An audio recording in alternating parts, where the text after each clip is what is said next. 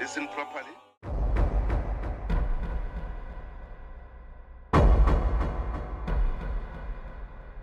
Hello everyone, welcome back to the Voetsak Files, the one place where we say the quiet parts out loud, where we ask the questions no one else wants to touch, and where we refuse to be bullied into silence.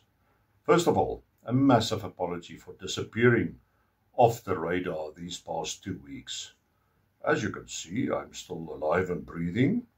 And no, the State Security Agency hasn't bundled me into an unmarked SUV. Well, not yet. I've just been knee-deep in a very important matter that I'll happily spill the beans on a bit later. But yes, apologies for going off air for more than 2 weeks. Just to make it clear, I missed you too. Okay, before we start, most people like polishing their own marble every now and then. Maybe that sounds a bit suspicious, especially for all of us who speak an Afrikaans version of the English language. So, just to make sure I'm not accused of being a pervert, this is what I meant. That's it. Today I want to polish my own marble for, again, correctly predicting the future. This time, 5 days before it materialized. President Trump has just confirmed that South Africa will not be attending the G20 next year. Well, just a reminder, I also predicted Ebrahim Rasool's expulsion 7 months before he was unceremoniously expelled from the US. But okay, enough of my borderline narcissism. Now, just a reminder, if you'd rather prefer to jump straight to the main story, please feel free. Just check out the timeline that I've posted and you will see where the main story starts. But I promise, everything preceding the main story are worth sticking around for. And then, again, I need to apologize. I know I promised to feature the expose about the pre-owned car industry and how you're getting ripped off. But, again, there's been a more important issue we need to address. Let me rather make you a new promise. I will show you that episode when nothing more important comes up again, which in South Africa will probably always be the case. But I promise it's a completed episode I will show, hopefully before you and I beg of old age. Now, before we dive into today's explosive subject, which is always the case on my channel, and before we hand out today's Empty Skull Award, here's a quick reminder. I share a short excerpt from one of my 2 books in every episode. If it leaves you wanting more, you can order a digital copy of either book by simply emailing me at author.skulk@gmail.com. They're R75 each. That is, listen properly, R200 less than retail.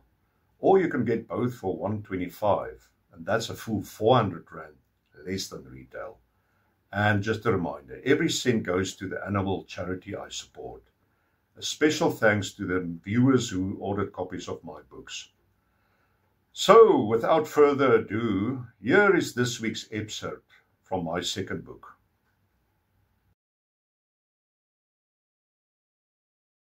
I am just in the middle of a lengthy report when my phone rings. It's Don, summoning me to his office. Somehow, I've already concluded that he's about to assign me an unpleasant task. With a huge sigh, I get up and walk over to his office to get my surprise. Hunter, I'm sorry to have to do this to you. I need you to meet up with Agent Maria Lopez at USAID's Office of the Inspector General. She will fill you in on the details, but it's got something to do with an investigation she needs to conduct in the Mamelodi Township, and she needs an agent to go with her. Ugh, my top 2 places to avoid. All in one, USAID and the townships, I think to myself. Don sees the disgust on my face and quickly explains. All the other agents are running around with preparations for the Secretary of State's upcoming visit. You were the only one left I could ask.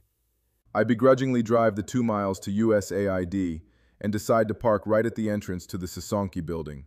I meet up with Agent Lopez in the cafeteria, as arranged, and immediately decide I like theirs better than the cafeteria at the Chancery.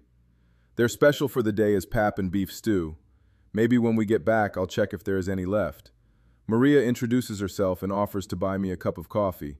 I gladly accept, thinking that is the least she can do for dragging me into a hellhole that is affectionately called a township.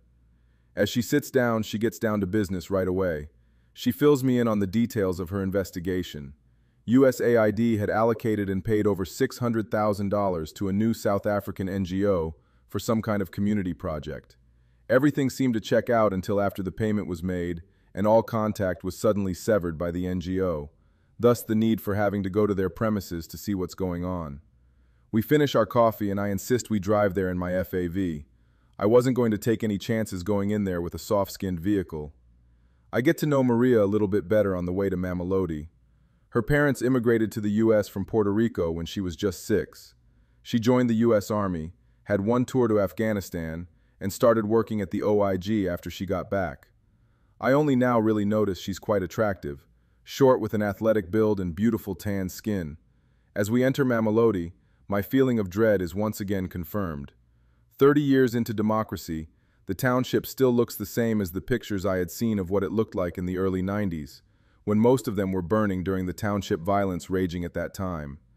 It makes me wonder how it's possible that there is no visible improvement in the lives of the people living here, most of them in shanty structures called shacks. I am saddened to see a hungry black dog, ribs clearly protruding from its skin, searching for scraps of food in a pile of rubbish that was just dumped beside the road. Before I know it, I am pointing at it and blaring out, "This is why I frickin' hate coming to these godforsaken shitholes." Realizing my mistake, I apologize to Maria for my outburst. No need to apologize, Hunter. I feel the same. Let's just get this over with and get out of here as fast as possible. My phone announces, "You have reached your destination on the right." We both look to the right and then back at each other. "No way," she says. "Are you sure you have the correct address?" I ask. 537 Steve Biko Street. We both get out and find ourselves staring at the skeleton of what used to be some kind of business premises. It is clear it had burned down some time ago, judging by the weed that has already started growing inside. I can see an empty expression on Maria's face, as empty as the ruins before us. Well, I guess the U.S. taxpayer can kiss another $600,000 goodbye. Yeah, I think you may just be onto something. She's not impressed, judging by the constant shaking of her head. Let's get out of here, Hunter. This is starting to cheese me off big time. These assholes are stealing millions in funds we have donated to help those needing it most. Not for some freaking criminal to buy himself a freaking Mercedes. I am caught off guard by her outburst, and surprised she was able to get out a few swear words, a clear contrast to the prim and proper image she had presented earlier. I find myself impressed, almost turned on in some weird way. We don't waste any more time and head for Hell's Exit moments later. Well, I hope you enjoyed that excerpt and are already emailing me your order. Now then, it's time to award the Empty Skull Award to the biggest empty skull who has truly outdone themselves in recent events. So, without further ado, this week's Empty Skull Award goes to none other than John Steenhuisen. Not because of his embarrassing dancing moves with his Vietnamese friends, but because he showed just how little he knows about diplomatic seniority by stating that the charge d'affaires of the American embassy was too junior to accept the G20 handover. Yeah, Johnny boy, I really think that 2 million rand plus salary you are getting that we as overburdened taxpayers are paying for really went to your head. I can promise you, having worked under charge d'affaires at the US Embassy, that position is far more superior than yours and even your empty skull bosses. Yeah, the same one whose fat ass you crept up in. All right, now that we've got that out of the way, I want to thank you for the great response on the last episode. We got more than 80 comments. I wish I could show them all, but I've chosen a few that really stood out. Again, if you'd rather jump straight to the main story, feel free. But I promise you, these are worth sticking around for. Let's check them out. Alan Gill said, "One thing we learned from the July 21 unrest, it was civilians and security personnel that kept the neighborhood safe. The police were caught being complicit in some of the looting, was caught just being onlookers while the destruction took place." Yes, Alan. And the scariest part is, I'm convinced they will also be mere onlookers if a white genocide ever materialized. Graham Harrison said, "Thanks, Skulk. Facts, we need you in charge." Well, Graham, are you saying I should run for office? Lucas said, "This is the time to stand united as one. The ANC government must never be allowed to take our firearms. The farm attackers are not the only savages. These savages, called politicians, are running the country. We need to get them out of power before we are completely annihilated." Dave Elliott said, "Thank you for the brilliant podcast. The citizens did a brilliant job in July 2021 in keeping as much as possible safe. The best part of all was black, Indian, colored, and white stood together. P.S. I love the fluffy children. I have quite a few of them myself." Jan Viljoen said, "Typical communist tactics. Glad we left South Africa." Well, Jan, I think once the true number of South Africans who took up President Trump's refugee program are known, a few of the empty skulls claiming it will only be a few hundred will be shocked into silence. Mark my words. Altz said, "I met some Marines in California, people that walk around without even a hair out of place. That is what real professionalism entails. Africa has no idea about anything military." Well, Altz, I think you are being a bit harsh. The poor things went through hell in the DRC, having to beg their rebel captors just for a sip of water. Dorata Kaweka said, "Absolutely 100 to your beautiful cat. I share your views, but your kitty was a big influence in subscribing to your channel." Dorota, I was hoping you subscribed only because of my brilliant pot-stirring content instead. And finally, I just had to feature Johan Stein's comment because it is sound advice and a challenge you need to take up. He said, "I highly recommend that you buy both books. They are very informative and interesting. I challenge you to match or better our pledge, 500 Rand, to pay Sterrewag Ferrels, as this is for a good cause." Thanks so much for your contribution, Johan, to Memphis's vet bill. I really appreciate it. All right, that's as far as the comments go for today. Please remember, I do read every single one, and I appreciate you taking your precious time to share your thoughts. So, please, keep them coming. Now, at last, you may say, let's get into today's episode. One that is going to be uncomfortable. It's going to be controversial. And it's going to be a warning. The signs are everywhere. And whether you agree or not, millions of South Africans genuinely believe it, that a white genocide is coming. So, let's talk about why. Let's start with something that should terrify anyone who still believes in balance and fairness. News24, South Africa's largest digital news platform and the top purveyor of fake news, is now openly portraying AfriForum, one of the few organizations fighting for minority rights, as traitors. Not activists, not community leaders, but traitors. And we all know what happens to traitors in revolutionary language. In fact, Julius Malema himself said it. Afrikaner traitors will be dealt with. That's not political speech. That is a clear threat. Go into X right now and you'll find it everywhere. Black men posting videos proudly declaring, "I hate whites. We must start killing them." I've seen so many of those posts. Not whispered, not anonymous, not fringe, unapologetic. Recorded, posted, and celebrated. And the government and the useless South African Human Rights Commission, dead silent. Implicit approval. Then there's the infamous chant, Malema stands on a stage preaching to crowds. Many of them are illiterate, often desperate and absolutely loyal, and he chants, "Kill the boer, kill the farmer."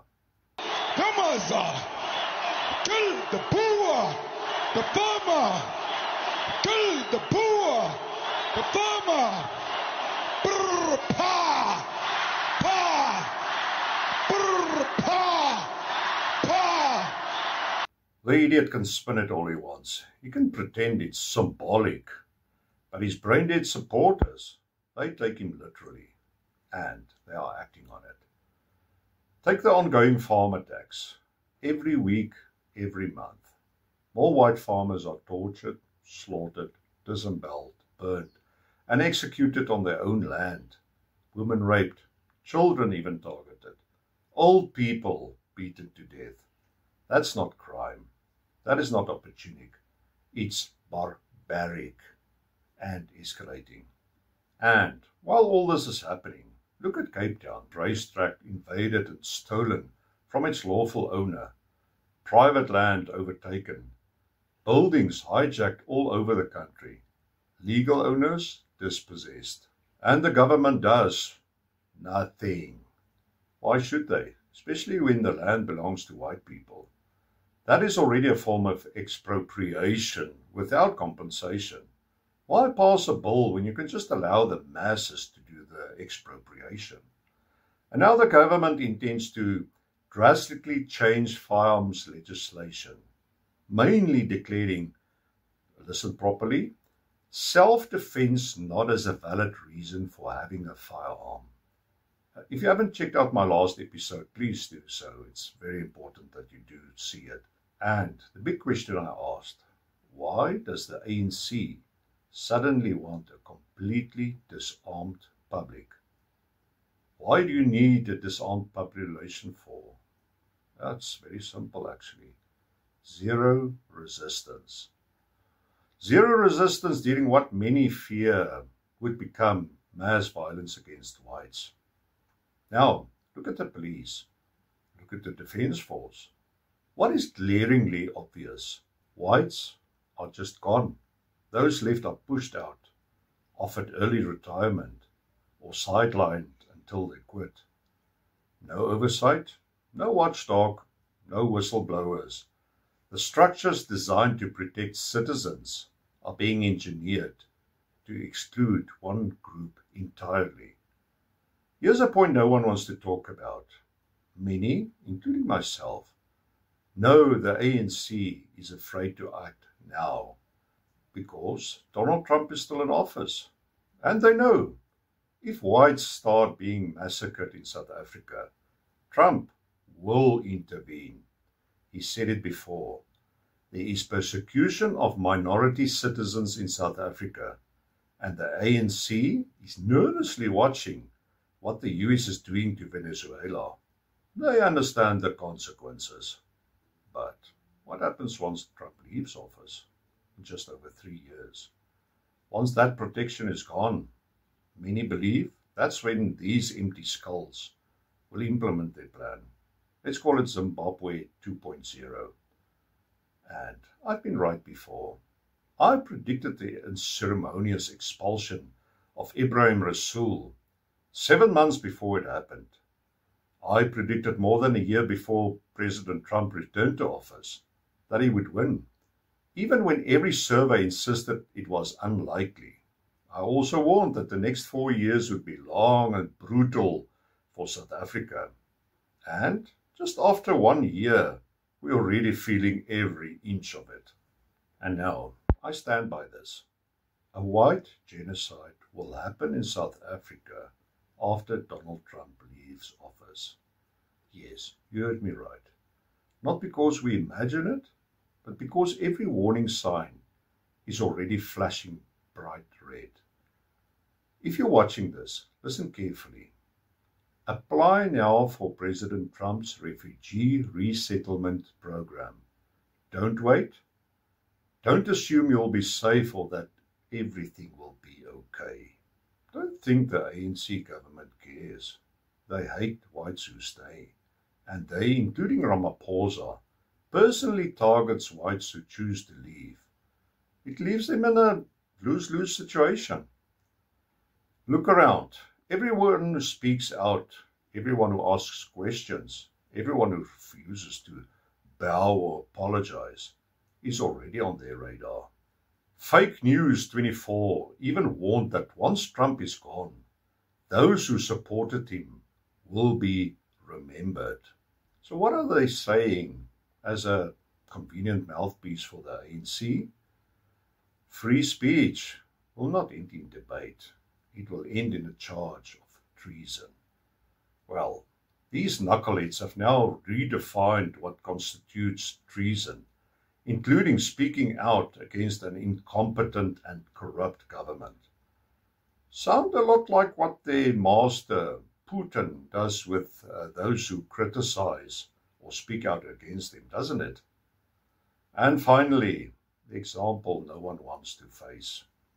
In the year 2000, Zimbabwe saw a wave of mass killings, farm invasions, racial targeting, and political purges. South Africa is walking that very same path, step by step, sound by sound, speech by speech. And we'll know how that story ended. And most ominous, everything that happened leading up to the massacre and land grab in Zimbabwe is already playing out in South Africa. Farmers being vilified by government officials, police inaction, calls to militant action. We've seen this play out before. Now it's manifesting again 25 years later. So, here it is. You don't have to agree with me. You don't have to believe me. You don't even have to like what I'm saying. But every point I've raised today is part of why millions of white South Africans genuinely fear that a white genocide is coming. The window to escape won't stay open for long. Okay, that's it for this week. Tell me what you think in the comments. I really want to hear your views. And I'll feature the most interesting ones in the next episode. And please, hit like, subscribe, and share it as far as possible. It will help this channel keep growing. And if you really like this episode, please consider becoming a member. You'll be supporting a worthy cause while we keep on stirring the pot. Until next time, stay vigilant, stay prepared, and cheers.